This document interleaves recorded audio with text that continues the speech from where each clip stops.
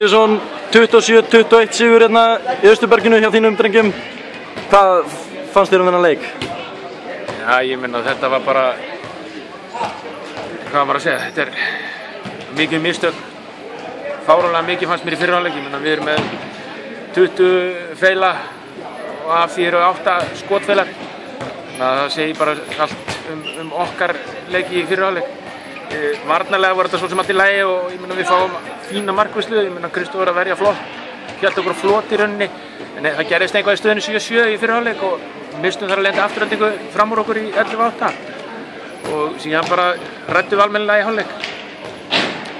Já, afturhalding eins og þú segir leiddi fyrri hálfleikinn og komu aðeins sterkari inn í seinni hálfleikinn, bara fyrstu mínútuna, komast í 14-10. Síðan stingi það og skori 17 mörk gegn 7. Hvað sagðir eiginlega við þá? Ég meina því það var svo sem inn í klefa ræddu við bara það hvernig við ætluðum að hnýta vörðina saman og hætta þessum svona barbíleik að klappa þeim og fara að taka á og íta þeim kannski utar og fá erfið skot. Það gekk eftir síðan sóknarlega, þá vildum við bara sækja á markið í stað þess að hlaupa eftir púntalínunni og valla reyna að þora að sækja á markið. Það skilaði mörkum. Við fengum flotta vörn, hraðaplaup og fína sóknir sem endaði með marki. Ég held að það hefði bara skilið á milli. Við vorum bara grimmari og í síðara hálfleik þá í rauninni skildi reynslana. Miðjan seinni hálfleik þá virðist afturhalding þeir hangast meðan það í ykkur en sem kemur Kristó og lokar hreinlega bara markinu. Já, hann, eins og ég segi, hann var bara frábær í leiknum. Hann menna þú með svona vörn og farði frábæra markvislu og Kristó var bara búinn að vera vaxandi og 21 bolt í dag, frábært hjá honum, frábært fyrir liðsheildina og ég meina ef þú ert með svona markvislu þá áttu náttúrulega ekki að tapa leik, það bara á að geta komið til greina.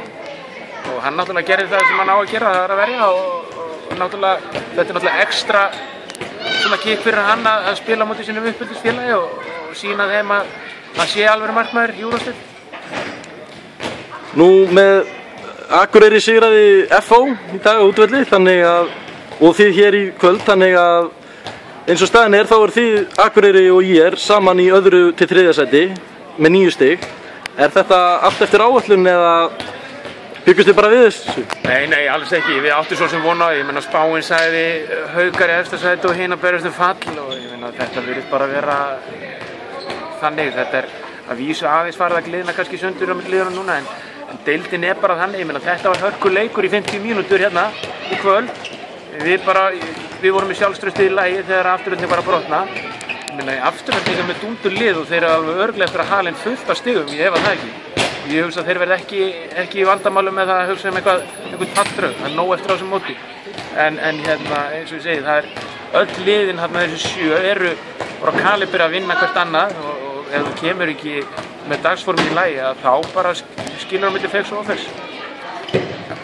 Haukarnir unnu Framara í kvöld og eru á toppnum með 15 stig, ósigraðir og það er ykkar næst andstæðingur. Eru þeir ósigrandi? Nei, það er engin ósigrandi. Það kemur að því. Það styttist alltaf eins og einn góð þjálfari sagði í gamla daga, það styttist í tapið. Þannig að ég verður ekki næsta leik. Það er ekkert leiðilegt að fara þarna í Hafnarfjörðinn og spila í Sjengjurhöllinni. Við mætum þangað dýrvillust til að hirða 2 stig.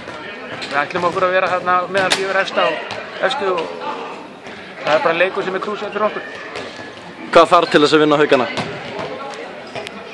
Hvað þarf? Já. Þú þarf að spila fanta varnarleik og á móti þeim og ég myndi segja halda þeim undir 20 mörkum, skora einu meira. Bjarki Sigurðsson, þakka þér fyrir. Takk.